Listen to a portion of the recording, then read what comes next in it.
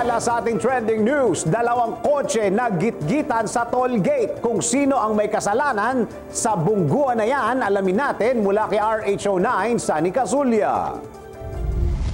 Trending ngayon sa social media ang video ng dalawang sasakyan na naggitgitan sa toll gate. Makikita sa video footage na in-upload ng isang Kevin Bruce Francisco na hindi nagpapatalo ang driver ng Honda sa kasabay na owner. Walang nagbigayan sa dalawa hanggang sa hindi na magkasya ang mga kotse kahit kitang-kita naman na nauna ang owner sa Honda. Sa sobrang pikon ng driver ng Honda ay lumabas pa ito ng sasakyan at sinugod ang driver ng owner kung saan naman ito ay sinita ng nakabantay na pulis. RH9 Sunny Casulia naglilingkod sa pagbabalita.